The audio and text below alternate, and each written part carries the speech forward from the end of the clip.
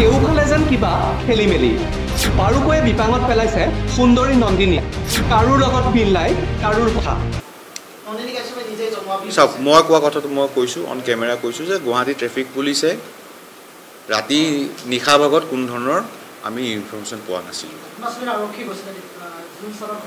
নাই আৰক্ষী কোনো ধৰণৰ ৰাতি যোৱা নাছিল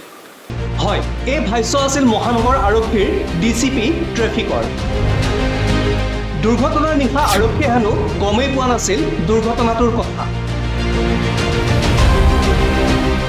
ঘটনাস্থলীলৈও হেনো যোৱা নাছিল আৰক্ষী পুনৰ এবাৰ শুনক ডিচিপি ট্ৰেফিকৰ ভাষ্য কিয় শুনিব তাৰো কাৰণ আছে চাওক মই কোৱা কথাটো মই কৈছোঁ অন কেমেৰা কৈছোঁ যে গুৱাহাটী ট্ৰেফিক পুলিচে ৰাতি নিশা ভাগত কোনো ধৰণৰ আমি ইনফৰমেশ্যন পোৱা নাছিলোঁ এইবাৰ শুনক দুৰ্ঘটনা সন্দৰ্ভত মুখ্যমন্ত্ৰীৰ ভাষ্য যিগৰাকী মুখ্যমন্ত্ৰীৰ হাতত আছে ৰাজ্যৰ গৃহ বিভাগো তেনেকুৱা কথা নহয় কথাটো হ'ল এনেকুৱা যেতিয়া অভিনেত্ৰীগৰাকীয়ে মানুহজনক নক কৰিলে তেতিয়াই যদি আমি তেওঁক এৰেষ্ট কৰিলেহেঁতেন সিদিনাখনে ৰাতি আমি বেইল দিব লাগিলহেঁতেন so' it was a strategy on the part of police কাৰণ আমি গমেই পাইছিলোঁ যে পেচেণ্টজন চিৰিয়াছ আছিলে সিদিনাখন ৰাতি যদি তেওঁক এৰেষ্ট কৰিলোহেঁতেন তেতিয়াহ'লে লগে লগে আমি তেওঁক ৰিলিজ কৰি দিব লাগিলহেঁতেন কাৰণ যেতিয়ালৈকে মৃত্যু নহয় বা গ্ৰিভিয়াছ ইঞ্জুৰি আমি ৰিপৰ্ট দিব নোৱাৰোঁ তেতিয়ালৈকে এইটোতো নন বেইলেবল কেছ থাকে গতিকে আৰক্ষীয়ে যিটো ষ্ট্ৰেটেজিকেলি যিটো কৰিব লাগে সেইটোৱে কৰিছে এইবাৰ একেলগে শুনক ডিচিপি ট্ৰেফিক আৰু মুখ্যমন্ত্ৰীৰ ভাষ্য তেতিয়া কথাবোৰ বুজি পোৱাত অধিক সুবিধা হ'ব চাওক এই সংক্ৰান্তে এটা মই ক্লিয়াৰেঞ্চ দিছোঁ আপোনালোকক being a DCP traffic police commissionerate Guwahati এক্সিডেণ্টৰ সংক্ৰান্তে ৰাতি আমি কোনো ধৰণৰ গুৱাহাটী ট্ৰেফিক পুলিচে কোনো ধৰণৰ খবৰ পোৱা নাছিলে তেনেকুৱা কথা নহয় কথাটো হ'ল এনেকুৱা যেতিয়া অভিনেত্ৰীগৰাকীয়ে মানুহজনক নক কৰিলে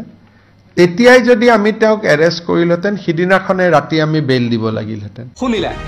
ডিচিপি ট্ৰেফিকৰ মতে সেই নিশা আৰক্ষীয়ে গমেই পোৱা নাছিল দুৰ্ঘটনাটোৰ কথা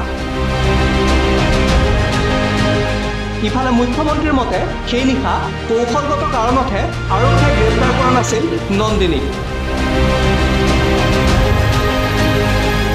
কথাবোৰৰ কিবা দেখোন খেলিমেলি এফালে আৰক্ষীয়ে দুৰ্ঘটনাৰ কথা গমেই পোৱা নাছিল আনফালে আকৌ সেই নিশা আৰক্ষীয়ে কৌশলগত কাৰণতহে গ্ৰেপ্তাৰ কৰা নাছিল নন্দিনীক কিবা বুজি পাইছেনে বাৰু আকৌ শুনকচোন মুখ্যমন্ত্ৰী আৰু ডিচিপিৰ ভাষ্য কিবা বুজি পায় নেকি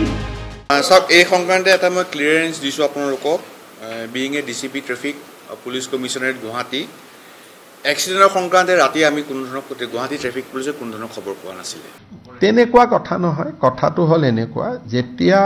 অভিনেত্ৰীগৰাকীয়ে মানুহজনক নক কৰিলে তেতিয়াই যদি আমি তেওঁক এৰেষ্ট কৰিলেহেঁতেন সিদিনাখনে ৰাতি আমি বেইল দিব লাগিলহেঁতেন ইফালে ডিচিপি ট্ৰেফিকে সংবাদমেলত কৈছিল সেই নিশা দুৰ্ঘটনাস্থলীলৈ যোৱা নাই আৰক্ষী কাৰণ গমেই পোৱা নাছিল দুৰ্ঘটনাৰ কথা চাওক মই কোৱা কথাটো মই কৈছোঁ অন কেমেৰা কৈছোঁ যে গুৱাহাটী ট্ৰেফিক পুলিচে ৰাতি নিশা ভাগত কোনো ধৰণৰ আমি ইনফৰমেশ্যন পোৱা নাছিলোঁ নাই আৰক্ষী কোনো ধৰণৰ ৰাতি যোৱা নাছিল কিন্তু এই ফটোখন চাওক দুৰ্ঘটনাস্থলীত দিছপুৰ আৰক্ষীৰ এখন বলেৰো বাহন দুৰ্ঘটনাৰ প্ৰায় 30 মিনিট পাছত আৰক্ষীৰ এইখন বাহন উপস্থিত হৈছিল ঘটনাস্থলীত সময়ৰ লগে লগে বৃদ্ধি পাইছে ৰহস্য কথাবোৰে কিবা যেন জেলেপি পাক লৈছে নিশ্চয় আঁৰত কাহিনী আছে ঠিক চাগৈ ৰাজকন্যাৰ দৰেই নিউজ ডেস্ক UB ৱায়াৰ